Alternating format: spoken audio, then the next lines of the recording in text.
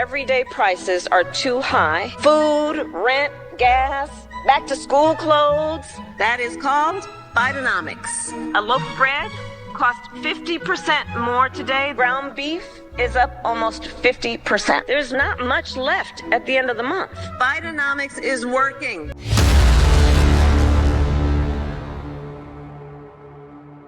What happens when a presidential candidate agrees to a debate, backs out of the debate, tries to change the rules around the debate, goes on social media, plays games when it comes to the debate?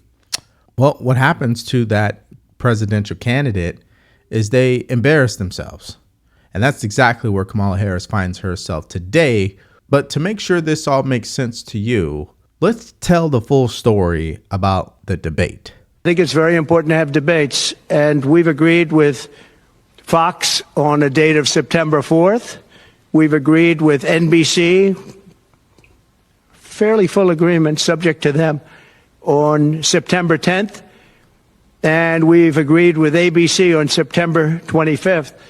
So we have those three dates, and those networks, they're very anxiously awaiting that date and those dates. So we have September 4th, September 10th, and September 25th. We have spoken to the heads of the network, and it's all been confirmed. So this is Trump coming out and acknowledging that his camp has agreed to do 3 debates, September 4th, September 10th, and September 25th. Now, obviously, it requires her campaign to agree. And before that actually happened, her campaign pushed back on the idea that there would be 3 debates. They only wanted to do 1 debate, and that would be the one on ABC September 10th. So what happened? Doubt was casted over the debate. They didn't know if it was going to happen.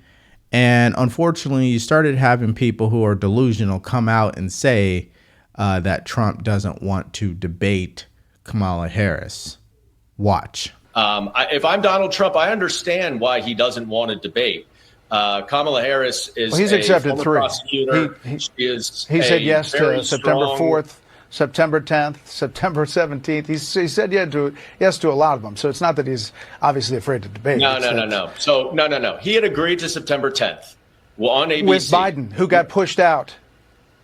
What's the difference? Why should he not debate whoever the candidate is on September 10th as he agreed to? What is the difference between candidate Biden and candidate it's fine. Harris? He said he would do it. I'm just saying he's also agreed to other debates. You said he hasn't agreed to others. He has. It's the Kamala Harris campaign that hasn't agreed on the other side. And that is the truth, that he went out publicly, held a press conference and said, I signed up for 3 debates. I contacted these networks and I've agreed to their terms. Now, Kamala Harris, you need to do your part. He did that. But of course, the fake news media, they're not going to be honest about it, right? And what started to happen, because you guys, I'm sure, have been following this, they've been saying he's scared to debate her, which is all just a bunch of games on social media to only end up where we are today. Now, you might be wondering, okay, but what's so embarrassing about what's been going on as it pertains to her campaign and these debates? Well, it's the fact that she tried to switch up the rules at the very last second, which was no mics. She wanted to sit down and she wanted to have notes.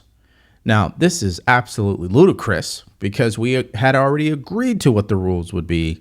And this is why the RNC chair came out and said this. President Trump is very ready to debate. He has accepted the rules that were put on the table. Kamala Harris is now coming in and trying to change those debate rules. It is remarkable that she's saying she has to have notes. She needs a crib sheet before she goes in. She wants to sit down to have this conversation. Look, President Trump made it very clear he wants to have debates. He wants to have these conversations. And I think that the American people really should relish the opportunity to see Kamala Harris standing up at a podium for 90 minutes straight without notes and trying to tell people where she stands on these key issues. It sounds like common sense to me, right? Isn't that what the swing voters deserve?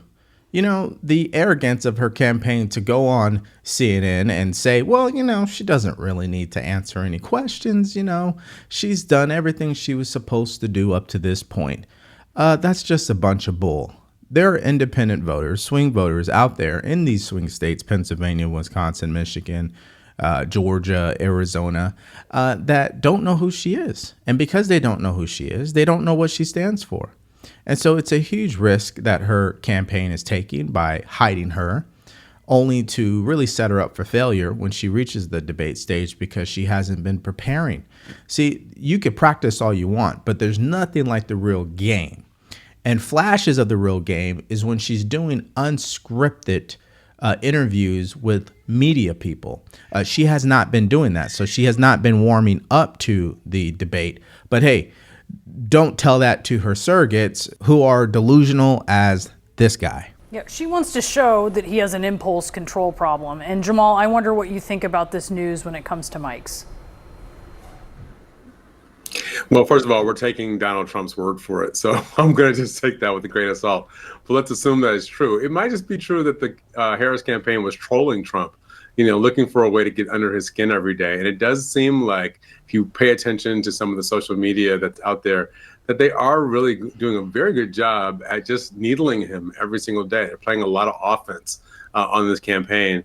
And that's the kind of thing that Democrats want to see. And it's the kind of thing that I think ultimately hurts Trump. Look, Trump right now is 0 for 1 when it comes to debates, right? Like he may think that he won that debate, but it might be that he actually lost the war because of that debate. Because after that debate, Joe Biden left. And when Joe Biden left, he ended up with Kamala Harris. So he should be careful. 0 for 1. Jamal, my brother and colleague. 0 for 1. He literally ran a man who'd been in politics for 52 years out of his chosen profession over a debate. I mean, look, I understand what you're arguing, that you all traded in for a better candidate, but Trump won the debate. He is not 0 for 1. Are you saying he actually did so well that he did badly? But this is exactly the problem with campaigns. Very often people are focused on the minutia of what it means in this tack or that tack. But the question is, are you winning the fundamental argument? And for right now, Donald Trump may have tactically won the debate, but strategically, it may have cost him the entire election because he ended up with a much better candidate than the one he was aiming for. And he's probably now a couple of points behind. I mean, that is as delusional as you can get about Kamala Harris and her situation and what's happened for Trump up to this point. Let's understand the bigger picture when it comes to former President Trump and his political career. This guy, right, ran for office in 2016. No one, not even Republicans, believed he was going to win the presidency, and he did. Shocked the world. Did it without any help or support from Washington. First person to ever do that, which is why they obviously hate him. So that's point number one. Point number two, this guy has done more debates on a presidential level than Kamala Harris has. She hasn't done any. She's 0 for 0, right? So he's won debates. You may argue that he's lost debates, but he's done debates. She hasn't. This is also a man who has been prosecuted, impeached. They attempted to bankrupt him. They obviously attempted to assassinate him. And after everything that has happened, his poll numbers are higher than they ever been.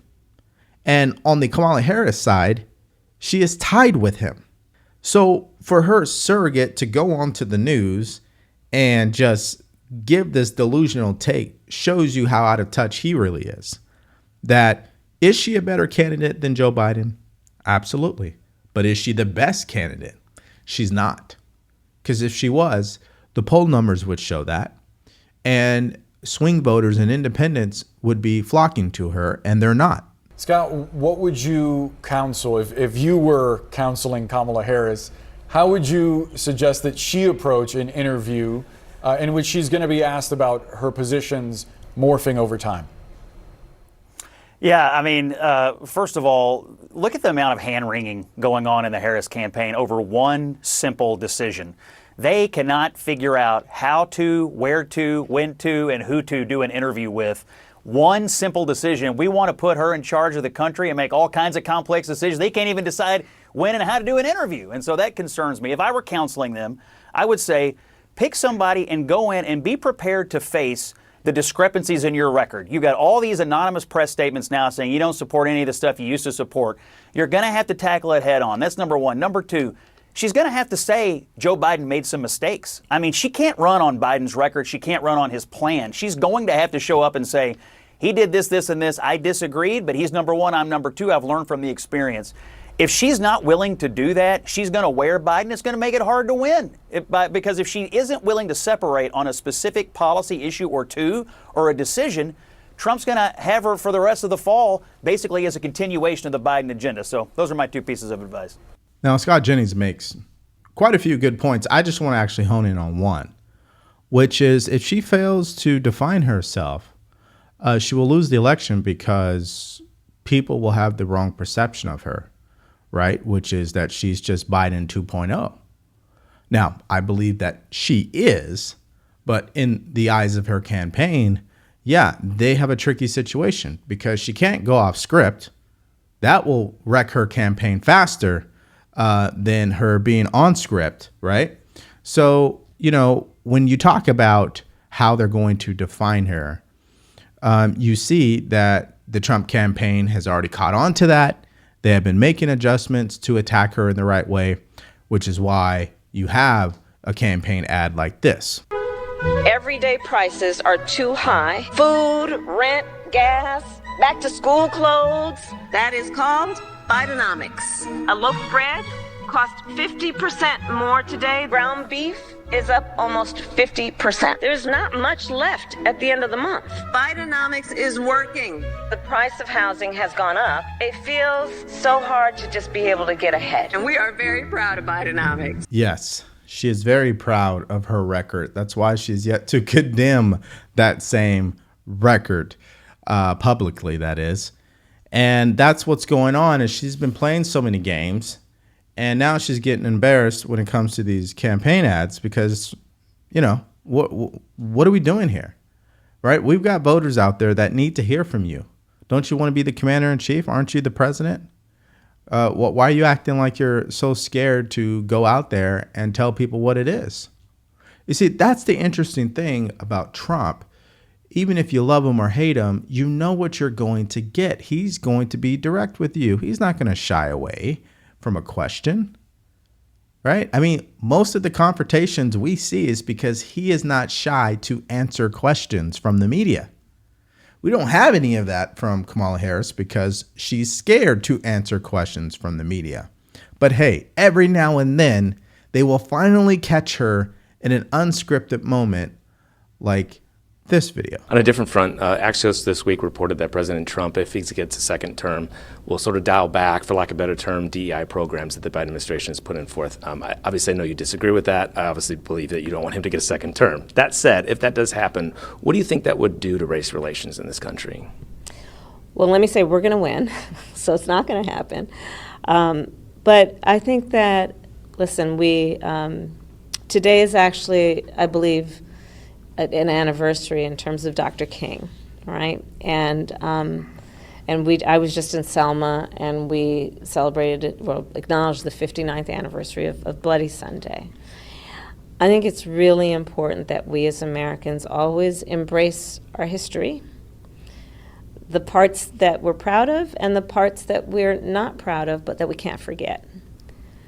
And we should all agree that we should teach history, we should learn history if we're to ever have an accurate idea of where we want to go and where we don't want to go in the future.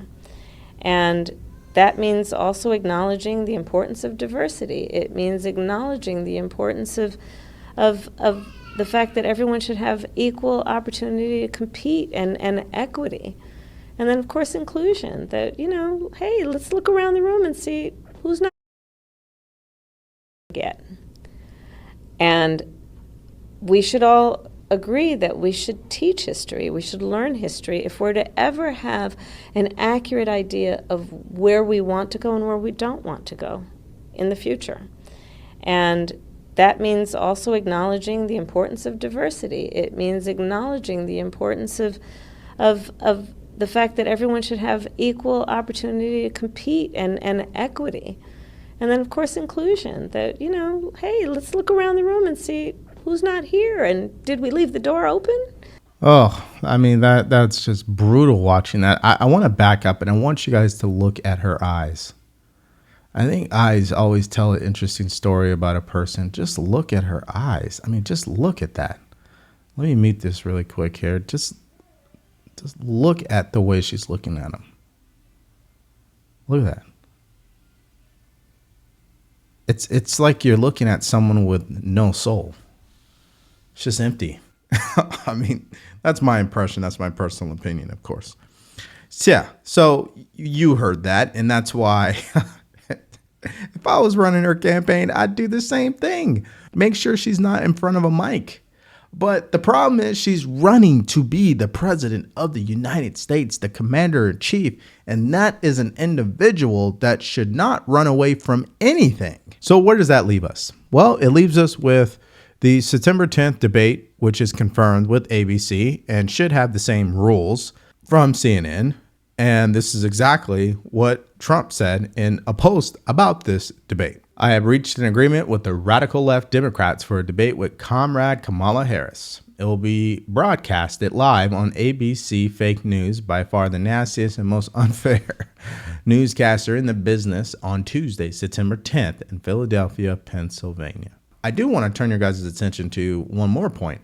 He said Harris would not agree to the Fox News debate on September 4th, but that date will be held open in case she changes her mind or flip-flops, as she has done on every single one of her long-held cherished policy beliefs. A possible third debate could go to NBC Fake News, but it has not been agreed to by her campaign. So that's my mindset. What's yours? What do you guys think about the fact that this debate has been confirmed? It's going to be the same rules as CNN. How do you think it's going to turn out? Leave your answers in the comments section below. Make sure that you do like, share, and subscribe to the channel if you want to support. All you have to do is grab yourself a t-shirt by going to the link in the description below. Stay grateful, stay focused, and stay true. Peace.